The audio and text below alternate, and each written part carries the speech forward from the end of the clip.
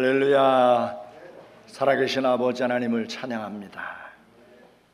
남방 유다의 20명의 왕들 가운데 다윗의 길을 걸었다고 경건한 왕으로 평가를 받는 4명의 왕이 있습니다. 그 중에 한 명이 오늘 본문의 주인공인 유다의 세 번째 왕인 아사 왕입니다. 그리고 다른 경건한 왕으로부터 왕으로 평가를 받는 인물은 아사 왕의 아들 여호사밧 왕, 그리고 13번째 왕이었던 히스기야, 그리고 16번째 왕이었던 요시야 왕입니다. 그런데 다윗 왕도 그렇지만 하나님 앞에 100% 온전함을 보인 왕은 사실 아무도 없습니다. 그들이 하나님 앞에 온전함을 상하게 하는 원인이 완전히 똑같지는 않지만 거의 비슷한 모습을 보이고 있습니다. 여러분이 아시는 대로 다윗 왕은 유다와 암몬과의 전쟁 중에 왕궁에 홀로 남아 이제 무료함을 보내다가 밧세바를 범하는 치명적인 죄를 지은 것을 우리가 볼 수가 있습니다. 그러므로 우리 모두에게도 우리의 삶에 분명한 목적이 없이 시간을 보내는 무료함은 자칫 사단 마귀에게 미혹을 받을 수 있는 매우 위험한 순간이라는 것을 우리가 볼 수 있습니다. 아사 왕의 아들이었던 여호사밧 왕은 매우 경건한 왕이었지만 그에게도 이해하기 어려운 약함이 이제 드러납니다. 그의 아버지 아사 왕이 어렵게 풀었던 문제를 좀 쉽게 다른 방법으로 풀려고 했는데 그 방법이 문제였습니다.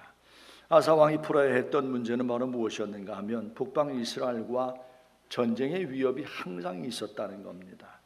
여호사밧 왕은 이 문제를 풀기 위해서 북방 이스라엘과 연혼을 통한 북방 이스라엘 왕과 사돈 관계를 맺게 됩니다. 북방 이스라엘 왕 가운데 가장 사악한 왕으로 이름이 날렸던 아합 왕, 그 왕의 딸 아달랴를 그의 며느리로 이제 맡게 됩니다. 이것이 화근이 되어 심지어 목숨을 잃을 뻔도 했습니다. 매우 경건한 왕이었던 여호사밧이 어떻게 하나님 앞에 사악한 왕이었던 아합과 사돈을 맺어 전쟁의 위협을 피하려고 했는지 이해하기 어렵고 하나님을 경외하는 왕으로 온전한 모습이 아니었다 하는 것을 우리가 알게 됩니다. 13번째 왕이었던 히스기야 왕은 여호사밧만큼 뛰어난 경건함을 지닌 왕이었습니다. 이전의 왕들이 굳게 닫아놓았던 성전의 문을 다시 열고 성전을 다시 다 수리하고 예배를 회복시킨 왕이었습니다. 그동안 중단되었던 유월절을 다시 회복한 아주 매우 경건한 이런 모습을 보였습니다. 그런데 이 히스기야 왕이 아스루 왕이 보낸 사신들에게 그의 부와 명성을 자랑하며 이제 하나님의 사람 이사야에게 책망을 받은 것을 볼 수가 있습니다.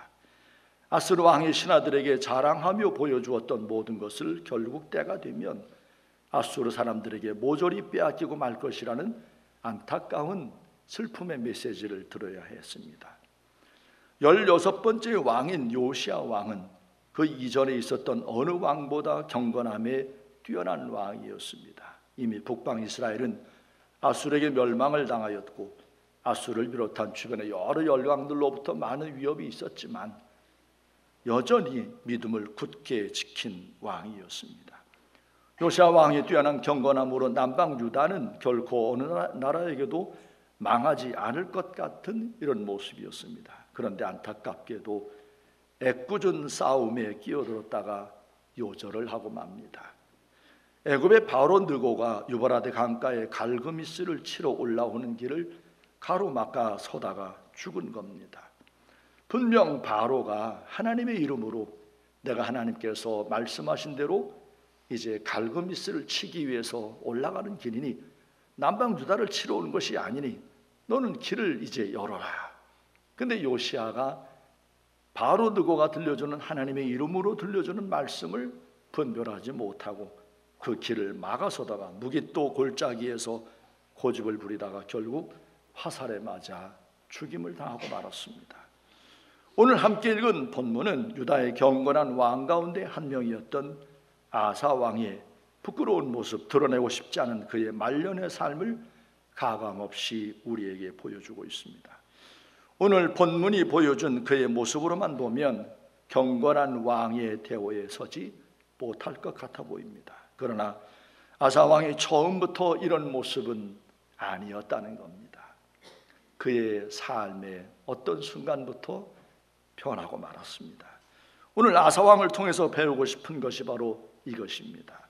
아사 왕이 도대체 무엇 때문에 이런 모습으로 변했는가를 우리가 배우고 싶습니다. 그래서 우리는 그거를 그렇게 변하지 않고 주님 앞에 서는 그 순간까지 변함없이 정말 견고함으로 우리 믿음을 지켜내고 싶은 간절함이 있기에 오늘 아사 왕을 좀 자세하게 들여다보려고 합니다. 자, 우선 오늘 함께 읽은 본문 7절과 8절 보면 선견자 하나니가 아사 왕을 책망하는 말씀이 가득합니다. 아사 왕이 하나님을 의지하지 않고 아람 군대의 힘을 의지한 것을 책망하고 있습니다. 그러고는 이후부터 아사 왕이 다스리는 유다 나라의 전쟁이 계속될 겁니다 라는 것을 일러주었습니다. 문제는 아사 왕이 하나님의 사람이 들려주는 말씀을 대하는 태도였습니다. 대부분의 경건한 믿음의 왕들, 사람들은 하나님의 사람이 들려주는 하나님의 말씀에 대하여 경외하는 태도로 그 말씀을 받았습니다. 그런데 아사 왕은 그와 같은 모습을 보이지 못했습니다. 10절을 보십시오. 아사가 노하여 선견자를 옥에 가두었으니 이는 그의 말에 크게 노하였음이며 그때 아사가 또 백성 중에서 몇 사람을 학대하였더라. 이때 아사 왕의 모습만 보면 흡사 선지자 엘리야를 극도로 싫어했던 북방 이스라엘 왕 아합과 그의 아내 이세벨의 모습을 많이 닮은 것을 보여줍니다. 하나님의 말씀을 대언하는 선지자 하나니를 옥에 가두는 행위는 지극히 어리석은 겁니다. 아마 이렇게 하나니를, 하나님의 말씀을 전하는 아주 슬픔의 메시지를 들려준 하나니를 옥에 가두면 그가 들려준 그 슬픈 일이 일어나지 않을 것처럼 생각을 했는지 모릅니다. 이렇게 선견자를 가두면 그가 일러준 하나님의 말씀이 같이 옥에 갇힐 것처럼 이렇게 생각을 했던 것 같습니다.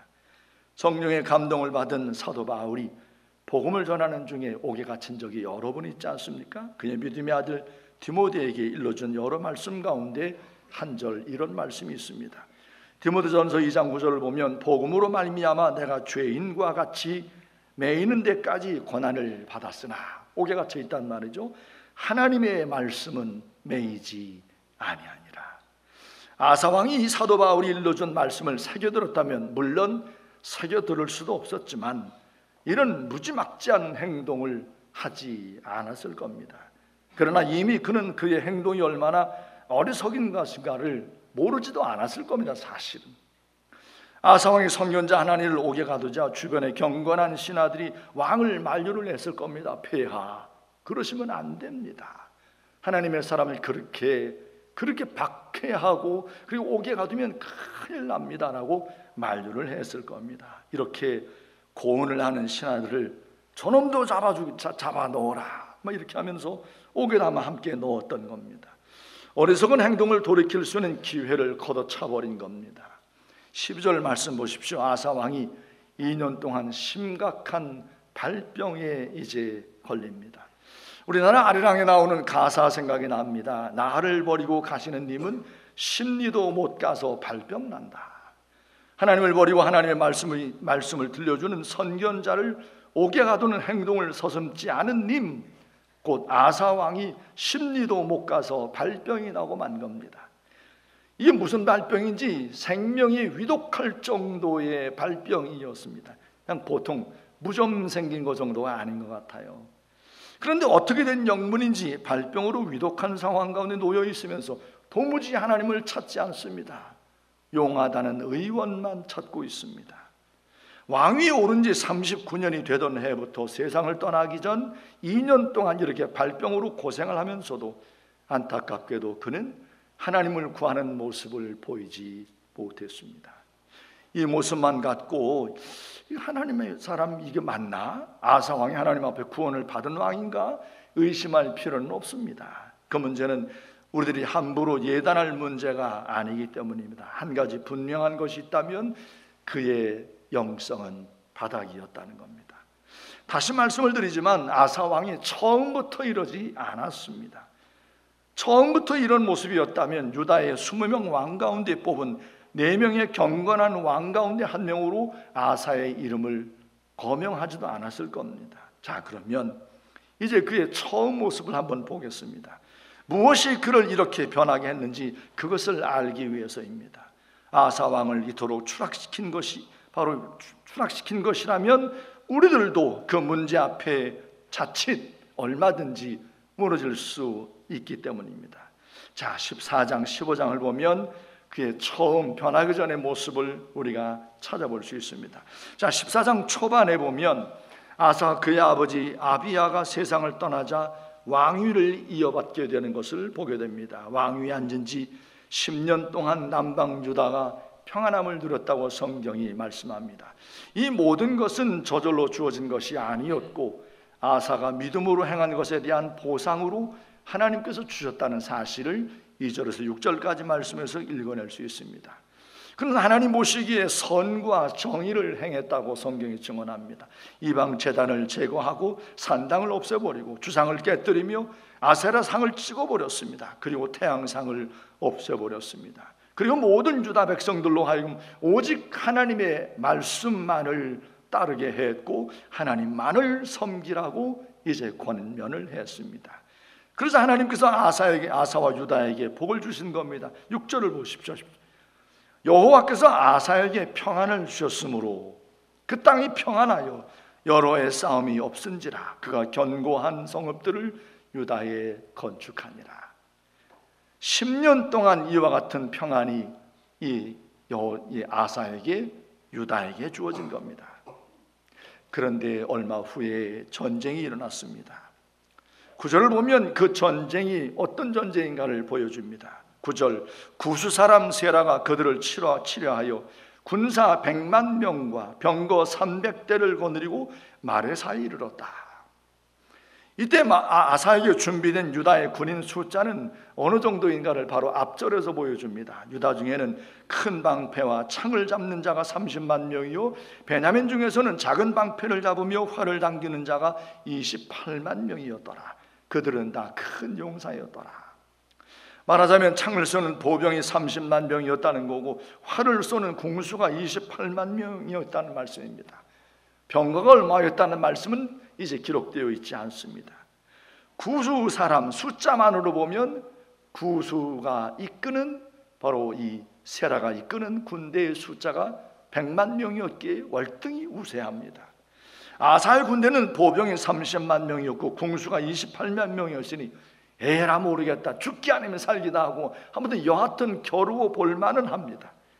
그러나 아사왕이 이때에 에이 죽기 아니면 살기지 이렇게 어떤 자기의 군대 58만 명의 용사들을 의지하지 않았습니다. 그의 모습을 보십시오. 11절을 보세요. 아사가 그의 하나님 여호와께 부르짖어 이르되 여호와여 힘이 강한 자와 약한 자 사이에는 주밖에 도와줄 리가 없사오니 우리 하나님 여호와여 우리를 도우소서. 우리가 주를 의지하오며 주의 이름을 의탁하옵고 이 많은 무리를 치러 왔나이다. 여호와여 주는 우리 하나님이시오니 원하건대 사람이 주를 이기지 못하게 하옵소서 하였더니 하나님 여호와께서 이 아사의 기도를 들으셨고 하나님이 그 구수의 군대를 치시셨습니다. 100만 명의 대군이라 할지라도 하나님이 치시면 아무것도 아닌 것을 보여줍니다. 하나님이 치시자 구수의 군인들이 우왕좌왕하면서 전의를 잃어버렸고 퇴각하기 시작합니다. 그러자 아사의 군대가 구수의 군대를 쫓아 구수의 군대를 전멸을 시켰습니다. 성경을 보면 그날 구수의 군인들 100만 명 가운데 한 사람도 살아남지 못했다. 100만 명의 군대로부터 얻은 노량물은 또한 엄청났을 겁니다. 하나님의 도우심으로 대승을 거둔 유다 백성들이 예루살렘으로 돌아왔습니다. 이때 하나님의 사람 오데세 아들 아사랴가 아사왕과 유다 백성들을 맞으며 하나님의 말씀을 들려줍니다. 15장 2절입니다. 그가 나아가서 아사를 맞아 이르되 아사와 및 유다와 베냐민의 무리들아 내 말을 들으라. 너희가 여호와와 함께하면 여호와께서 너희와 함께하실지라. 너희가 만일 그를 찾으면 그가 너희와 만나게 되시려니와 너희가 만일 그를 버리면 그도 너희를 버리시리라. 너희가 구스와 전쟁에서 승리를 한 것은 너희의 힘이 아니었고 너희가 하나님 여호와를 의지할 때에 하나님께서 너희로 하여금 이기게 하셨다는 사실을 주지시킨 겁니다. 8절 말씀을 보면 아사가 이 말 곧 선지자 오뎃 곧 아사랴의 아들 오뎃의 아들 아사랴의 예언을 듣고 마음을 강하게 하여 가증한 물건들을 유다와 베냐민 온 땅에서 없애고 또 에브라임 산지에서 빼앗은 성읍들에서도 없애고 또 여호와의 낭실 앞에 있는 여호와의 제단을 재건을 했다. 구스와의 전쟁에서 승리하고 이렇게 온전히 섬기고자 한 것은 아사가 왕이 된 지 15년까지 전쟁 이후에도 몇 년 동안 계속해서 영적 개혁을 위해서 하나님 앞에 더욱 정결하고 하나님을 더욱 잘 섬기기 위해서 참 많이 애를 썼다는 모습을 볼 수가 있습니다. 그런데 옛말처럼 등잔 밑이 어둡다고 그의 어머니 마아가가 가증한 목상을 만들어 섬기고 있는 겁니다. 이를 안 아사가 그의 어머니 태우의 위를 패하고 어머니가 만들어 세운 목상을 찍고 빠 기드론 시냇가에서 불살라 버렸습니다. 여기까지 보면 아사 왕은 어느 경건한 왕 못지않은 참 믿음으로 신실한 왕인 것을 볼 수가 있습니다. 그런데 16장 1절을 보십시오. 아사 왕 제36년에 이스라엘 왕 바아사가 유다를 치러 올라와서 라마를 건축하여 사람을 유다 왕 아사에게 왕래하지 못하게 하리 한지라. 자, 이스라엘 가운데 사는 사람 가운데, 북방 이스라엘 가운데 사는 사람 가운데 하나님을 경외하는 믿음을 가진 자들이 북이스라엘로부터 남유다로 이제 많이 이 국경을 이제 넘어서 이렇게 내려오는 모습이 15장 9절 말씀에 기록되어 있습니다. 말하자면 그때 당시에도 탈북자들이 많았던 겁니다. 오늘날 북한에서는 탈북민을 그들의 체제를 반대하는 반동분자라고 낙인을 찍고 탈북을 하다가 적발이 되면 치명적인 인권 유린을 당하는 이런 모습을 보이고 있습니다. 유엔과 국제사회에서 이 심각한 문제에 대하여 이구동성으로 문제를 삼고 있지만 이상하게도 우리나라 정부에서는 북한의 핵 문제를 풀어내는 것과 적대 관계를 끝내야 한다는 강박 때문에 그런지 인권 문제에 대해서는 입을 닫고 있는 모습이 이상하긴 합니다. 북방 이스라엘 왕 바하사가 이 탈북 문제를 해결하기 위하여 국경을 이제 성을 쌓는 거에 라마에다가 아마 그 라마는 아마 국경으로 가는 그 길목에 있는 어떤 지역이었던 것 같습니다.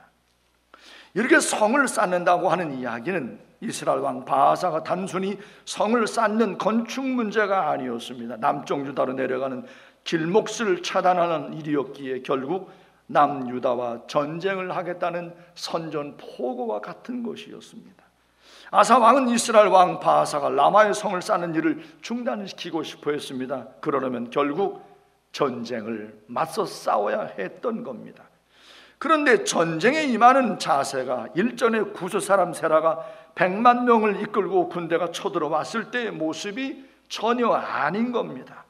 구스 사람이 쳐들어왔을 때 보였던 아사 왕의 모습을 다시 한번 상기하기 위해서 14장 11절을 다시 한번 보십시오. 14장 11절 아사가 이건 구스 사람이 100만 명 대군과 함께 쳐들어왔을 때 그의 영성이 막 살아있을 때의 모습입니다. 14장 11절 아사가 그의 하나님 여호와께 부르짖어 이르되 여호와여 힘이 강한 자와 약한 자 사이에는 주밖에 도와줄 리가 없사오니 우리 하나님 여호와여 우리를 도우소서. 우리가 주를 의지하오며 주의 이름을 의탁하옵고 이 많은 무리를 치러 왔나이다.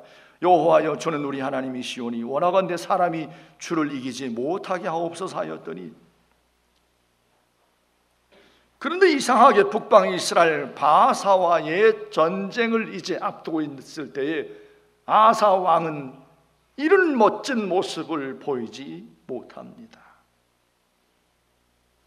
북방 이스라엘 왕 바하사가 아람 왕 베나닷과 동맹을 맺은 모습에서 충격을 받았습니다. 아무리 충격을 받았다 할지라도 그의 영성이 살아있다면 아마 그리했을 거예요. 북방 이스라엘 왕 바하사가 아람과 동맹을 맺고 우리를 쳐들어봤습니다. 하나님, 강한 자와 약한 자 사이에 판단하실 분은 주님뿐이십니다. 주님이 이기게 하실 겁니다. 이렇게 했을 텐데, 북방 이스라엘 왕 바하사가 했던 그 방법을 흉내를 내는 거예요. 북방 이스라엘 왕 바하사가 라마에다가 성을 쌓고 남유다를 전쟁을 이렇게 하려고 했던 것은 아람과 동맹을 맺은 아람의 뒷배경을 이제 믿고 그리한 거거든요. 그러니까 아사 왕이 어떤 생각을 했는가 하면 엄청난 은금을 아람에 보내어 바하사와 맺은 약조를 깨고 나와 새로운 약조를 맺자, 이렇게 했던 겁니다. 아람만 신났습니다. 북이스라엘과 남유다 사이에서 줄타기를 하면서 엄청난 부를 이제 갖게 되었기 때문입니다. 국제사회에서 영원한 이웃이 없다는 말이 아주 오래된 말인 것을 이런 장면에서 우리가 볼 수가 있습니다. 남유다로부터 더 많은 은금을 받은 아람이 북이스라엘을 쳤습니다. 북이스라엘 왕 바하사는 배신감을 느꼈겠지만 결국 국경에 싸우려 했던 라마성을 중단할 수밖에 없었습니다. 이런 모습을 보면서 아사 왕은 쾌재를 불렀을 겁니다. 전쟁이 돈으로 해결이 되는 것을 보았기 때문입니다. 피 한 방울 흘리지 않고 북이스라엘과 전쟁에서 승리를 했다고 생각을 했을 겁니다. 오히려 라마로 올라가서 바하사가 준비했던, 성을 쌓으려고 준비했던 돌덩어리와 이 나무 제목들을 모조리 가져다가 남유다 땅의 게바와 비스바의 성을 이제 건축을 합니다. 이때 하나님의 사람 선견자 하나니가 아사와에게 하나님의 말씀을 들려준 것이 바로 오늘 함께 읽은 본문의 말씀입니다. 왕이 아람 왕을 의지하고 왕이 하나님 여호와를 의지하지 아니하였으므로 아람 왕의 군대가 왕의 손에서 벗어났습니다. 이어 구스 사람이 엄청난 군대를 이끌고 올 때에 아사 왕이 여호와 하나님을 의지함으로 하나님께서 이기게 하신 것을 왜 잊었는가를 책망을 합니다. 그리고 정말 우리 모두가 귀담아 들어야 할 중요한 말씀을 이어 주었습니다. 9절을 보세요. 오늘 본문 9절입니다. 여호와의 눈은 온 땅을 두루 감찰하사 전심으로 자기에게 향하는 자들을 위하여 능력을 베푸시나니 이 일은 왕이 망령 때에 행하였은즉 이후부터는 왕에게 전쟁이 있으리이다. 전쟁이 있으리이다, 이 말은 그 말이 끝이 아니에요. 왕은 항상 전쟁 중에 패하고 말 겁니다. 하나님이 도와주시지 않을 겁니다, 이 말이거든요. 이 말씀을 듣고 이때라도 아사 왕이 하나님 앞에 무릎을 꿇어야 하는데 아사 왕이 그런 모습을 보이지 못했습니다. 오히려 이 치명적인 하나님의 말씀을 들려주는 선견자를 옥에 가두는 일을 서슴지 않았습니다. 아사 왕이 변한 겁니다. 아사 왕의 신앙이 변한 겁니다. 왜 이렇게 되었겠습니까? 성경은 직접 아사 왕의 신앙이 왜 이렇게 변질이 되었는가에 대하여 침묵하고 있습니다. 이제 성경이 침묵하고 있지만 아사 왕의 앞뒤의 삶이 너무 다르잖아요. 하나님 앞에서 그의 신앙이 너무 다르거든요. 왜 그렇게 됐을까? 그 원인을 우리가 한번 추정을 해보겠습니다. 아사 왕이 구수 세바의 대군과 전쟁을 한 때는 왕위에 앉은 지 10년 정도 지났을 때입니다. 하나님이 그를 이기게 하셨고 아사랴 선지자의 말씀에 더욱 힘을 얻어 유다의 영적 개혁을 막 주도했던 것을 볼 수 있습니다. 이때까지 아마 그가 왕위에 앉은 지 15년 때까지 이런 어떤 영적 개혁을 이제 최선을 다해서 일으켰습니다. 자, 14장 19절을 보십시오. 15장 19절입니다. 이때부터 아사왕 제35년까지 다시는 전쟁이 없으니라. 자, 이 아사왕이 하나님 앞에 영적으로 아주 건강해서 영적 개혁을 일으킴으로 하나님께서 유다에게 전쟁이 없는 평안함을 주었단 말이에요. 구수가 일으켰던 쳐들어왔던 전쟁을 마지막으로 아사왕이 왕위에 앉은 15년부터 35년까지 근 20년 동안 전쟁이 없었단 말이에요. 그런데 이어진 16장 1절을 보면 아사왕 36년에 북이스라엘 왕 바하사가 전쟁을 일으킨 겁니다. 아사 왕의 신앙이 변한 원인을 굳이 꼽으라면 결국 19절 말씀뿐입니다. 20년 동안 전쟁이 없는 편안함이었습니다.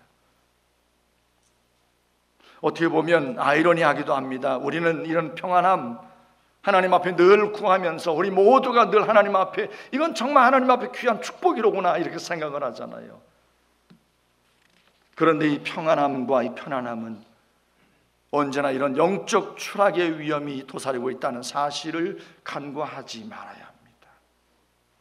왜냐하면 우리 인간은 죄인이기 때문입니다. 그래서 삶의 평안함은 자칫 우리의 삶을 죄로 흐르게 할 위험이 언제나 있다는 겁니다. 영적으로 나태해지고 다윗처럼 무료함에 빠져 치명적인 죄의 함정에 빠질 수도 있다는 겁니다.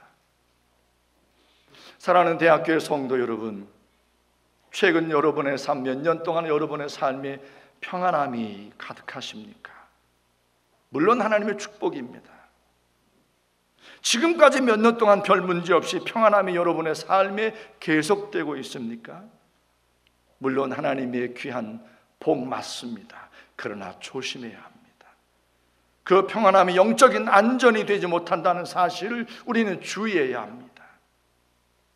혹 평안함이 깨어진 고난과 아픔 가운데 있는 분이 계십니까? 그렇다면 더욱 주를 의지하라는 주님이 보내시는 사인으로 하시고 이전보다 더욱 주를 의지하고 사랑하실 수 있길 바랍니다. 그토록 경건하고 영적으로 본받을 만한 그런 삶을 살았던 아사 왕을 20년 동안의 평안함이 이렇게 그의 영성을 이렇게 추락시키고 말았습니다. 고난 가운데 하나님을 찾고 찾았던 그 간절함을 20년의 평안함으로 이렇게 잃어버리고 만 겁니다. 20년의 평안함이 끝나고 다시 찾아온 전쟁의 위기 앞에 아사 왕은 하나님을 붙들지 못했고 보이는 아람의 군대의 힘을 의지하는 모습을 보이고 말았습니다. 오늘 저 앞에 나와 예배하는 사랑하는 대학교의 성도 여러분, 평안하십니까? 오랜 동안의 평안은 자칫 영적 함정으로 변할 수 있습니다. 우린 죄인이라 주의 십자가의 은혜 없이는 늘 온전히 설 수 없음을 그 평안함 가운데도 잊지 않고 산다면 우린 변함없이 주를 의지함으로 살아갈 수가 있을 겁니다. 오늘 아사에게 한 수를 배운 겁니다. 평안을 원하고 바라지만 그 평안함이 우리의 신앙생활에 터치될 수 있다는 것을 우리가 배웠습니다. 일부러 하나님 앞에 평안함이 이렇게 신앙에 터치될 수 있구나, 하나님 저를 좀 고난 가운데 던져주세요 라고 일부러 기도할 필요는 없지만 평안함만을 구하기보다 언제나 주님의 뜻을 구하여 사는 여러분 모두가 되어 주님 앞에 언제나 견고함으로 멋진 영성으로 주님 앞에 서시기를 주의 이름으로 축원합니다. 기도하십시다.